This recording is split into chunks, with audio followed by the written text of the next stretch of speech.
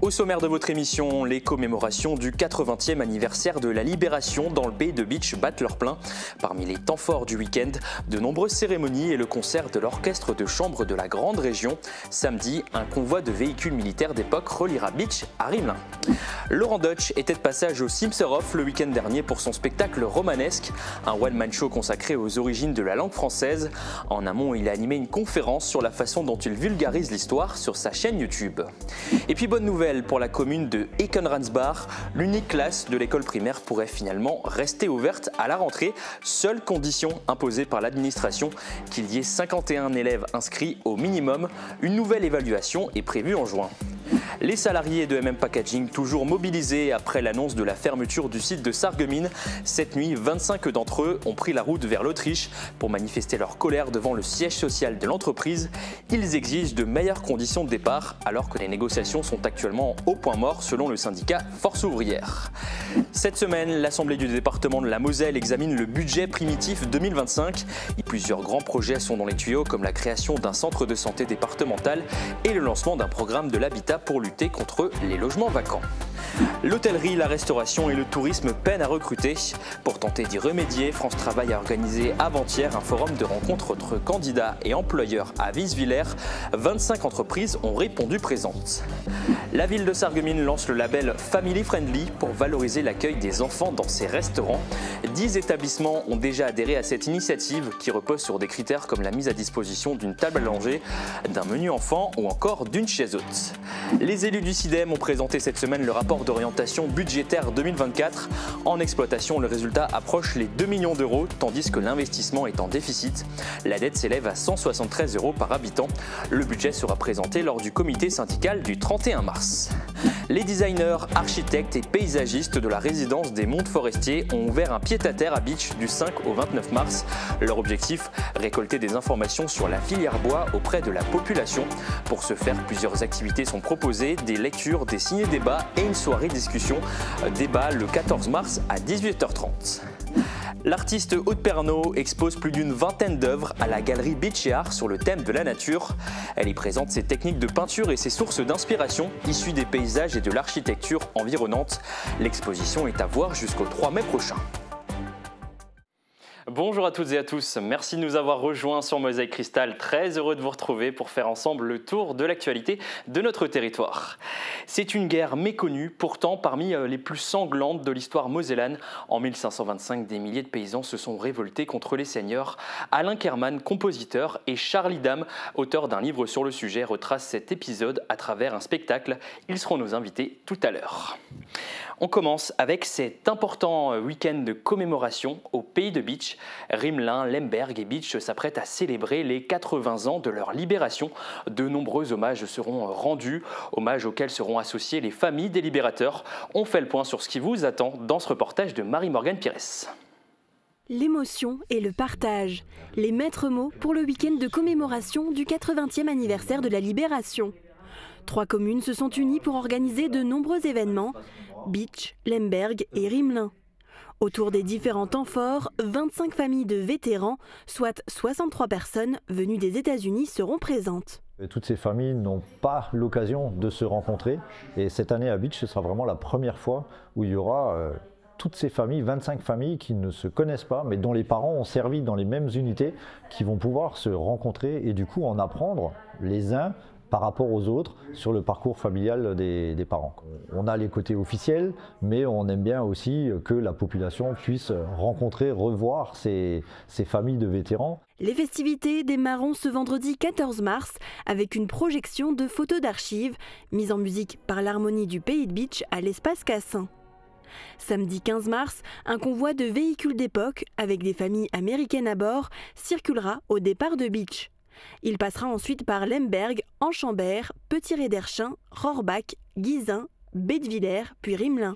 À partir de 9h45, la population sera conviée à Lemberg à la stèle Maurice Lloyd, puis place Théodore Heitzmann.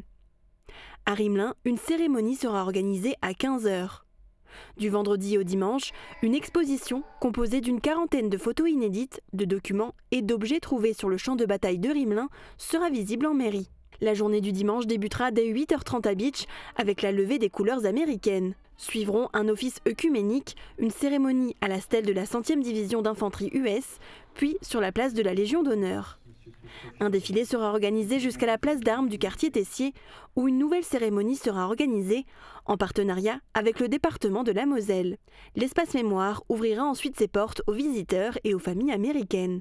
Une exposition et un carnet de timbres du club philatélique seront à découvrir en salle Dôme, sous la mairie.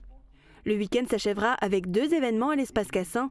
Dans le cadre de la journée de la mémoire mosellane, le concert de l'orchestre de chambre de la Grande Région, puis la projection du documentaire Pays de Beach 1945, récit d'une libération.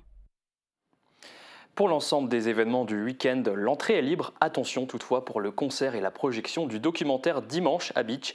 Il vous faudra obligatoirement réserver par mail à l'adresse dac@moselle.fr. Comme vous pouvez vous en douter, la circulation sera dense ce week-end sur les routes du territoire, en particulier à proximité des lieux de commémoration. Notez bien qu'à Beach, dimanche, le stationnement et la circulation seront totalement interdits de 8h à 14h dans l'ensemble du centre-ville. Des déviations seront mises en place. Vous pourrez toutefois vous garer sur les parkings des magasins Match, Intermarché, Lidl et celui de la Citadelle. Une vingtaine d'agents seront mobilisés pour assurer votre sécurité. On reste dans le pays de Beach. Laurent Deutsch était ce week-end au Simserhof pour présenter son spectacle romanesque ou la folle aventure de la langue française. Il a également animé une conférence à la manière dont il vulgarise l'histoire sur sa chaîne YouTube. Émilie Azel était sur place. Des rires et des échanges autour de l'histoire étaient au programme de cette conférence samedi. Au Simserhof, ils étaient environ 120 personnes assistées à la conférence animée par Laurent Deutsch. Le public était ravi de sa venue sur leur territoire. C'était génial, il a une manière d'expliquer qui est vraiment très spéciale et qui est ouverte à tout public. On va dire tout le monde arrive à comprendre très facilement. Déjà pour entendre Laurent Deutsch, parce que je trouve que c'est quelqu'un de très intelligent, qui sait facilement nous faire adhérer à des choses de l'histoire. Je suis une fan de Laurent Deutsch, je l'avoue. J'aime en général ses interventions quand je l'entends à la télé. Et j'ai trouvé ça très agréable, enrichissant. Et simplement parce qu'on avait envie, avec le conseil départemental des jeunes que je représente, de se confronter à une pointure de l'histoire et de voir un peu comment il l'a présenté. Et ouais, c'était vraiment très intéressant et un très bon moment passé ici au Simserhof. Bien, très vivante.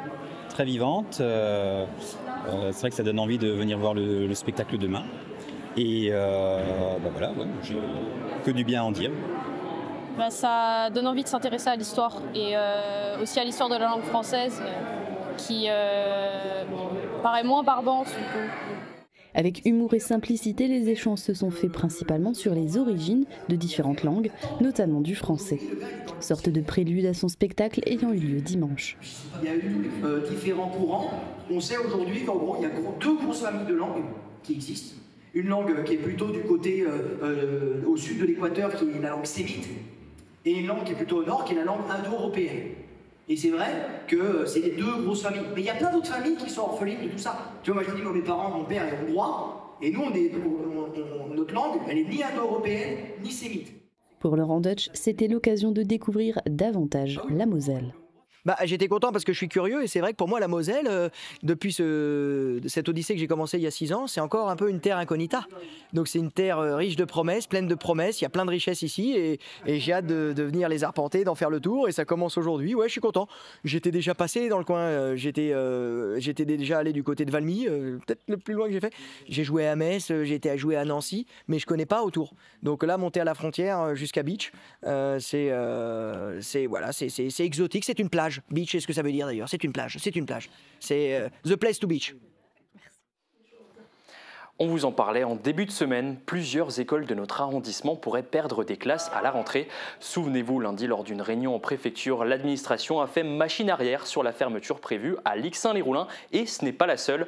L'unique classe de l'école primaire de Ekenransbach devait disparaître dans le cadre du regroupement avec Gebenouz et Ernest-Villers. Finalement, elle restera ouverte sous réserve de 51 élèves inscrits au minimum. Une nouvelle évaluation est prévue en juin. À ce jour, 6 classes de notre arrondissement restent menacées de fermeture. La colère des salariés de Packaging de Sarreguemines ne faiblit pas. 2 mois après l'annonce de la fermeture du site prévue pour la fin avril, ils ont choisi de faire entendre leurs revendications directement depuis devant le siège social de l'entreprise en Autriche. Les salariés espèrent obtenir de meilleures conditions de départ jugées insuffisantes par le syndicat Force ouvrière. Thibaut Desmerlet et Camille Henriot sont allés prendre la température à quelques minutes du départ hier soir. Écoutez.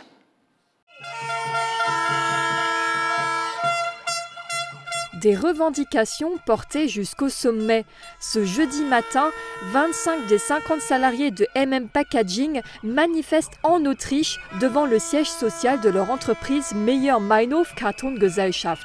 Ils sont partis hier soir en bus depuis leur usine à Sarreguemines, menacée de fermeture fin avril. Écoutez, normalement, on aura déjà un discours avec les syndicats autrichiens pour savoir est-ce qu'on aura un rendez-vous avec la direction au siège social. Je ne le sais pas.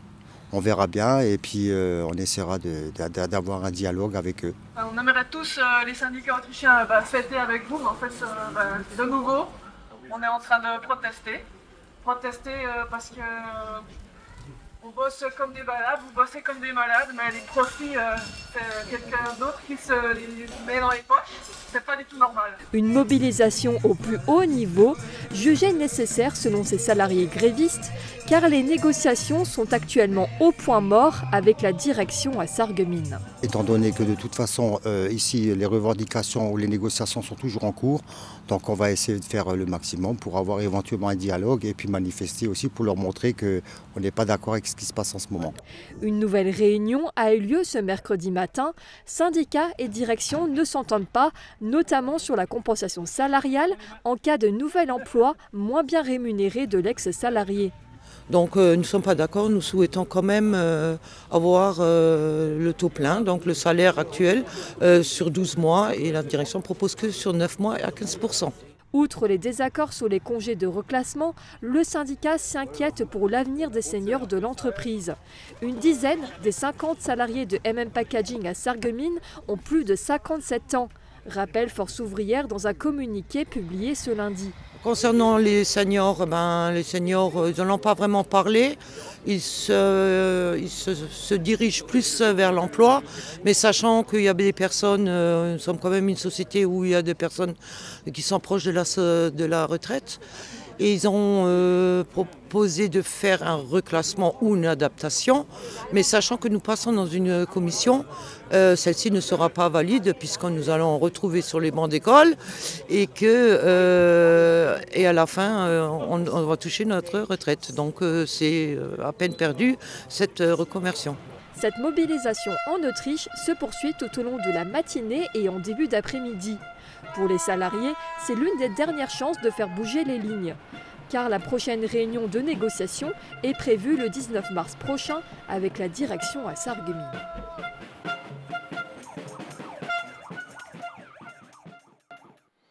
Le budget était au cœur des débats de la deuxième réunion trimestrielle de l'Assemblée départementale de la Moselle. La dimension sociale est la principale mission du département. Parmi les nouveautés, un projet de centre départemental de santé, notamment sur le territoire du Pays de Bitche. Mais le budget 2025 de la Moselle s'inscrit dans un contexte national difficile. Reportage de Marie Vin. Mesdames et messieurs, chers collègues, soyez les bienvenus. Cette année encore, c'est la solidarité qui constitue le principal objectif du département. Plus de la moitié du budget total y est consacré, avec des politiques sociales qui bénéficient d'un budget de fonctionnement en hausse de 3,2% par rapport à 2024. Une hausse également de 6,3% pour le volet autonomie et 3,7% pour la protection de l'enfance, qui reste la grande cause départementale depuis 2011. Le département continue à assumer toutes les responsabilités que sont les siennes dans la solidarité territoriale et humaine, avec ces grandes compétences sociales et de solidarité que nous assumons en direction des personnes les plus fragiles. Ça représente un budget de plus de 560 millions d'euros. Donc c'est un budget important avec une augmentation permanente. Parmi les grands projets du département, la création d'un centre de santé départemental et d'un programme départemental de l'habitat. Aujourd'hui, on a des déserts médicaux sur certains territoires de Moselle, et en particulier sur les territoires ruraux ou des territoires en tension. Je pense à la Moselle-Est, je pense au territoire de Sarreguemines Beach, une beach en particulier où nous devons absolument agir. Et puis c'est le programme de l'habitat, où on a constaté qu'on avait 48 500 logements vacants, c'est absolument insupportable. Nous allons agir également, puisque ce programme départemental de l'habitat va être adopté à cette session-là. Des causes qui n'échappent pas à la complexité budgétaire, causée par un contexte national difficile. Donc ce sont toutes ces questions fondamentales qui se posent à nous dans le budget, qui naturellement est en augmentation des charges et en diminution des dotations de l'État, puisqu'on va perdre entre 6 et 10 millions d'euros des dotations de l'État. Ce qui n'est pas facile, mais on veut garder le même niveau dans le soutien au collège, dans le soutien à l'éducation, dans le soutien à la vie associative, dans le soutien à la jeunesse, dans le soutien au sport, à la culture, à ce qui fait le bien vivre ensemble. Au total, 39 rapports sont soumis au vote des élus et seront source de discussion durant toute la semaine. Le département va expérimenter la création de 2 antennes d'un centre départemental de santé au Pays de Beach et dans l'agglomération de Forbach. L'objectif est de recruter au total 24 professionnels de santé, dont 6 médecins qui seraient tous salariés. Toujours en matière d'emploi, les secteurs de l'hôtellerie-restauration et du tourisme manquent de bras. Pour les aider à trouver leurs futurs collaborateurs, France Travail a organisé un forum à Wieswiller, un événement pour mettre en relation les employeurs et les candidats auxquels s'est rendu Camille Henriot. Des tête-à-tête pour briser la glace entre candidats et recruteurs. Ici, des représentants des secteurs de l'hôtellerie, la restauration et le tourisme.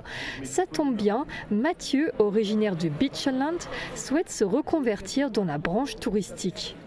Avant, j'étais électrotechnicien, c'est un métier qui était vraiment physique, où il est peu reconnu que touristique. Il y a des gens qui viennent vers vous.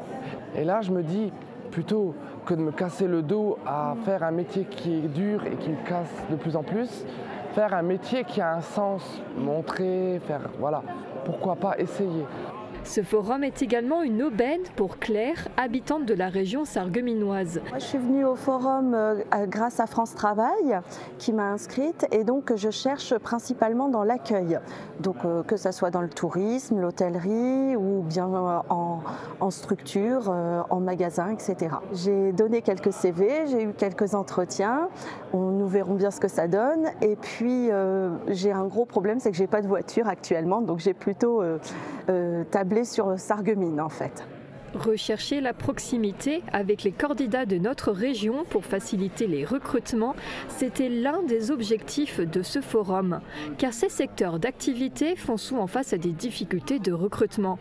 Encore aujourd'hui, les besoins en tourisme ou encore en hôtellerie-restauration sont très élevés sur notre secteur. Au niveau des offres d'emploi, il y a une 50aine d'offres d'emploi dans la restauration. Au total, 25 entreprises étaient conviées à ce forum organisé par France Travail. Intéressons-nous maintenant à un autre challenge pour les restaurateurs, l'accueil des enfants. Pour inciter les établissements à mettre en place des dispositifs adaptés aux plus petits, la ville de Sarreguemines lance le label Family Friendly. 10 restaurants ont déjà donné leur feu vert pour y adhérer. Les détails avec l'adjointe en charge de la petite enfance de la ville. Écoutez. Voilà un petit peu le concept. Ben ça y est, on y est. C'est le premier label vraiment appartenant à la ville de Sarreguemines. Il a été créé conjointement avec le service enfance santé et le service enjeux centre-ville. Donc sous la forme de family friendly avec le logo de la ville, c'est-à-dire Patapon, qui a été joliment redessiné pour l'occasion. Et ce label va permettre finalement d'orienter les familles vers, dans un premier temps, le label va être décliné encore sous plusieurs formes, et dans un premier temps, d'orienter les familles vers les restaurants, les restaurateurs qui correspondent aux critères qu'on a mis en place en échange d'engagement de la part de la ville. Alors les critères, on va dire, ils existaient déjà pour la plupart des établissements. On a simplement regroupé pour avoir une ligne conductrice et que voilà, tout le monde puisse y adhérer. C'est mettre à disposition une table allongée, si possible, dans un endroit mixte quand c'est évidemment possible. Une carte avec un menu pour enfants. De quoi colorier pour éviter de jouer avec les tablettes et les smartphones. Et pour terminer, mise à disposition d'une chaise haute pour que l'enfant soit au même niveau pour manger. Alors pourquoi vous avez décidé de rejoindre ce label Family Friendly lancé par la ville de Sarreguemines? Parce que déjà les critères qu'ils demandaient, j'avais déjà les 4 critères naturellement inclus dans mon restaurant. Donc pour vous finalement, sur le long terme, rejoindre ce label, c'est un peu gagner en fait en termes de clientèle? Pas forcément chercher à gagner en termes de clientèle, mais à faire connaître et pour nos probables futurs clients, leur faire savoir qu'on peut les accueillir en famille, avec les enfants. Alors je trouvais que c'était super sympa de la part de la ville de nous inclure dans une communication telle et je trouve que c'est bien d'y participer. Dans un endroit mixte, évidemment si c'est possible, proposer un menu pour... Dans le reste de l'actualité, les élus du SIDEM se sont réunis cette semaine pour leur traditionnel comité syndical. L'ordre du jour était largement consacré au rapport d'orientation budgétaire, l'occasion de présenter les résultats financiers 2024. On fait le point avec Guillaume Dumonteil. Que nous sommes en situation de confirmation du redressement. Le constat me semble assez évident. Les responsables du syndicat des déchets ménagers de Moselle-Est sont satisfaits des résultats de l'année écoulée. En exploitation, le résultat de l'exercice est de plus 1 870 000 € et il monte même à 5 480 000 € quand on rajoute le résultat reporté 2023. Au niveau de l'investissement, le résultat de l'exercice 2024 est déficitaire, moins 1 670 000 €, mais il bascule dans l'excédent quand on rajoute le résultat reporté 2023. Cette section reste même excédentaire quand on enlève le solde des restes à réaliser. Le résultat cumulé 2024, avec restes à réaliser du budget d'investissement, s'élève à 1 611 000 €.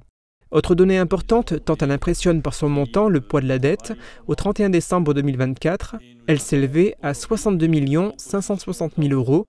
Présenter ainsi, ça fait peur, moins quand on le rapporte au nombre de gens qui vivent sur le territoire d'exercice du SIDEM. Le poids de la dette du syndicat est en effet de 173 € par habitant. Il nous reste une dette importante qui a été ramenée néanmoins de 110 millions à peu près à 62 millions et qui passera en dessous des 60 millions l'année prochaine. Et ceci malgré les hausses et le climat inflationniste que nous avons subi ces dernières années. La synthèse du rapport d'orientation budgétaire présenté aux membres du syndicat a permis au président de parler de l'amélioration de la qualité du tri. Elle a conduit à une baisse de la quantité de refus de tri. Cela se mesure en milliers de tonnes. En 2021, le total de déchets recyclables mal triés s'élevait à 10 606 tonnes contre 4 568 tonnes en 2024, plus de 2 fois moins. Autre donnée qui illustre l'amélioration de la qualité du tri, le prix facturé au SIDEM par la société en charge du tri des déchets recyclables. Il a baissé et est passé de 194 € la tonne en 2019 à 158 € la tonne en 2024. Et lié forcément à la qualité du tri. Donc quand je disais tout à l'heure qu'il va falloir convaincre la population que la qualité du tri a une répercussion directe sur le coût du service, eh bien, vous en avez ici l'exemple parfait. Le budget du syndicat sera présenté lors du prochain comité syndical programmé le 31 mars. Les responsables du SIDEM ont d'ores et déjà indiqué qu'il n'y aura pas de hausse des contributions demandées aux intercos, ni d'emprunt supplémentaire de contractés pour financer le programme d'investissement. Et puisqu'on parle d'initiatives locales, focus sur un projet participatif lancé à Bitche. Designers, architectes et paysagistes de la résidence de design des mondes forestiers du Moulin d'Eschwiller ouvrent un pied-à-terre éphémère au centre-ville du 5 au 29 mars. Leur objectif, récolter des informations auprès des habitants pour nourrir leurs travaux sur la filière bois. Voyez ce reportage d'Emilia Zell. Depuis le 5 et jusqu'au 29 mars, la résidence des designs des Monts Forestiers a ouvert un pied-à-terre à côté de la galerie d'art de Bitche. Les buts des jeunes de la résidence sont d'interagir avec la population et de récolter davantage d'informations autour de la filière bois. Ils y exposent une partie de leur travail de restitution intermédiaire et organisent différents événements comme des lectures, ciné-débats, café-clutch, ateliers de co-création. Durant l'atelier de co-création, ils proposent de participer à un jeu qu'ils ont créé pour stimuler la réflexion. Cette addition, configuration, vous évoque des choses parce que justement là on a un verger privé et avec des nouveaux habitants et l'idée de sécher des graines. Est-ce que ça vous inspire des choses? Les prochains événements ont lieu le 14 mars à 18h30 avec une soirée discussion-débat et le 15 mars à 14h pour un nouvel atelier de co-création. Et en parlant de création, intéressons-nous maintenant à une nouvelle exposition à la galerie Bitche et Art. L'artiste Aude Pernaud met la nature à l'honneur. Cet artiste de Volminster réalise des dessins à l'aquarelle ou en lithogravure. Reportage d'Emilia Zell. Les murs de la galerie Bitche et Art font place aux œuvres du nouvel artiste. Des dessins et peintures dans la finesse et la précision réalisés par Aude Pernaud. L'artiste peintre et dessinatrice expose ses réalisations à la galerie d'art du 1er mars au 3 mai 2025. Aude Pernaud est originaire de Bourgogne mais habite Volminster depuis 14 ans. Elle a étudié les arts appliqués à Lyon et les beaux-arts à Clermont-Ferrand. Dans cette exposition, vous pourrez découvrir un exemple des différentes techniques qu'elle pratique et même certains de ses anciens dessins faits en école d'art. Aude Pernaud réalise des dessins en noir et blanc, à l'aquarelle ou en lithogravure, une technique pouvant être assimilée au tampon. Elle s'inspire des paysages ou éléments architecturaux qu'elle voit au quotidien. Célébrer le métissage culturel de la région à travers le sport, c'est l'ambition du festival Migration dont la 11e édition est en cours. À Sarreguemines, une démonstration de lutte et une exposition sur les migrations via ce sport ont permis de sensibiliser le public aux aspects souvent méconnus de ce phénomène. Explications et précisions avec Noah Nkouka. Sensibiliser à l'immigration à travers le sport. Dans le cadre du festival Migration, une démonstration de lutte était proposée au club de Sarreguemines. En parallèle, une exposition sur les migrations à travers ce sport était visible. L'objectif de ce festival, qui se déroule principalement sur le territoire du bassin houiller, est de valoriser les personnes issues de l'immigration, démocratiser l'accès à la culture pour tous, tout en permettant de tisser des liens avec d'autres communautés. Plusieurs événements se déroulent également sur Sarreguemines. Le prochain rendez-vous est ce soir à 20h. Le Centre socio-culturel et banlieusard propose une exposition réalisée par des femmes inscrites au cours de français de la maison du FLE de Metz. Puis la projection du film Les Héritiers au Cinéma Forum de Sarreguemines. À suivre, nos invités du jour, les artistes Alain Kerman et Charlie Dame. Ils viendront nous parler de leur dernier spectacle qui retrace la guerre des paysans de 1525. Mais d'abord, voici la météo présentée par Sandrine Serbino. Qu'il vente, pleuve, fasse froid ou chaud, une maison isolée par Moder Habitat reste agréable et saine au fil des saisons.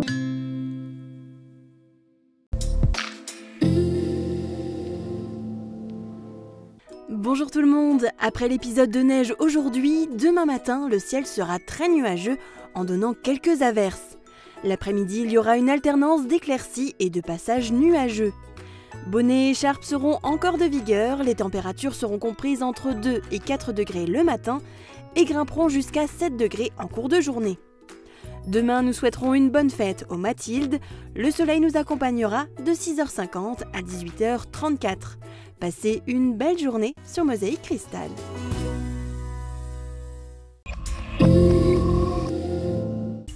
Les voix sauvages se font entendre avec Mireille de Plate. Retrouvez tout au long de l'année à Sarreguemines de nombreux temps forts autour de la langue francique. Spectacles, conférences, projections, rencontres, ateliers, visites, expositions et bien d'autres surprises sur une thématique rugissante. Le Plate à Sarreguemines se vit au quotidien. Programme complet sur plate.sarreguemines.fr. Quand j'écoute de la musique, mes écouteurs ne tiennent pas bien. Qu'est-ce que je peux faire ? La passion de l'audition a une solution pour vous. Des embouts fabriqués sur mesure grâce à un scan 3D de votre oreille. Et en plus, ils sont adaptés à toute marque d'écouteurs.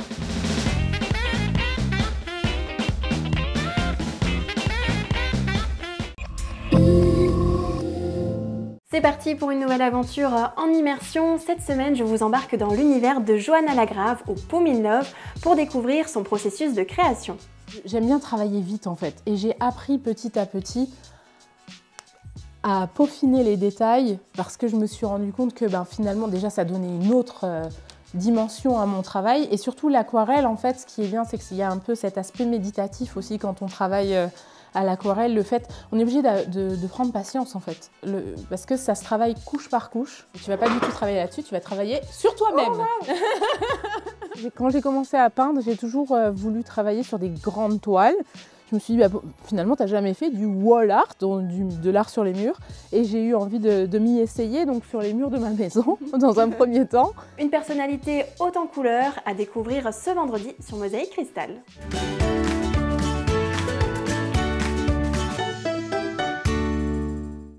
C'est l'une des pages les plus sombres de l'histoire de l'Alsace et de la Moselle. En 1525, des milliers de paysans se sont soulevés contre les seigneurs pour réclamer justice et liberté. Leur révolte s'est achevée dans le sang. Pour raconter cette guerre oubliée, un quatuor d'artistes qui se font appeler les Rustots, du nom de ces paysans insurgés, propose un spectacle qui mêle film, récit et chanson. Bonjour Charlie Dame, bonjour Alain Kerman. Merci d'être avec nous. Alors Charlie Dame, tout d'abord en quelques mots, pourquoi cette guerre a-t-elle éclaté ? Parce que les gens en avaient marre d'être assujettis à autant de taxes, d'être sous le joug des seigneurs et du clergé. Et alors quelle en a été l'issue ? Fatale. Entre 25 et 30 000 morts en 3 jours. Les 16, 17 et 20 mai 1525. Ça s'est passé à Lubstein, Saverne et à Scherwiller. Donc c'est les 3 endroits en Alsace. Mais pour parler des gens, les paysans du pays de Bitche, ils ont payé un très lourd tribut.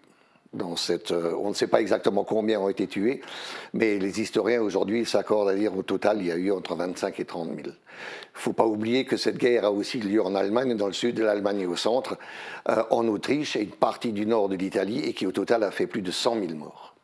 Vous êtes d'ailleurs l'auteur d'un ouvrage sur ce sujet. Pourquoi avoir voulu porter cette guerre des paysans sur scène ? Parce qu'elle est totalement oubliée, que c'est une guerre qu'on n'a jamais enseignée pour la simple raison qu'à cette époque-là, nous n'étions pas français, mais nous faisions partie du Saint-Empire romain germanique. Et quand on connaît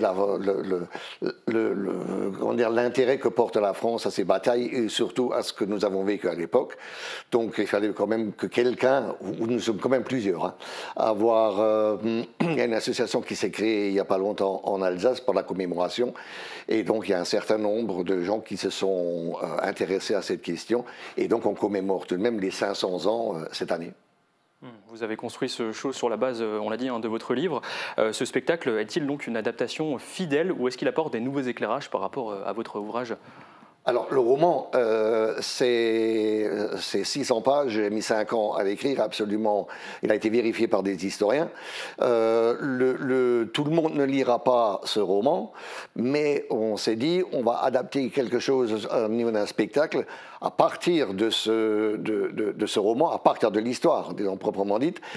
Et donc, pour intéresser le public au maximum, eh ben, on traite 17 tableaux et qui sont ponctués chacun par une chanson. Donc il y a 17 chansons. Et je pense que pour le public, il y a une partie le texte et une partie chanson. Vous avez travaillé main dans la main pendant 5 ans pour réaliser ce projet.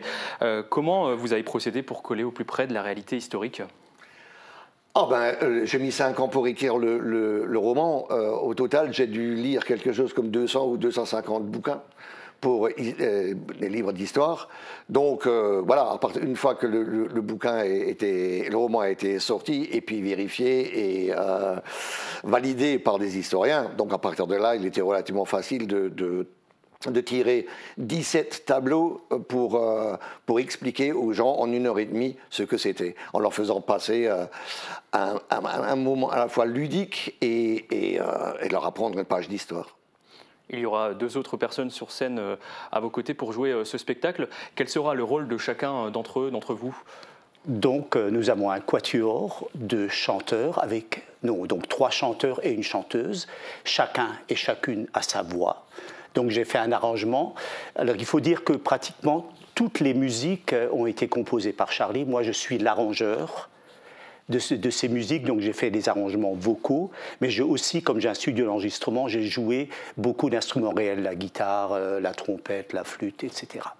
Voilà. On ne va pas spoiler davantage. Merci à tous les deux d'être venus sur ce plateau.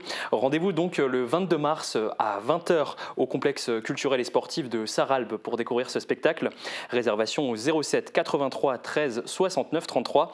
Vous pouvez également prendre vos billets directement sur place dès 18h30. L'ensemble des dates s'affiche sur votre écran.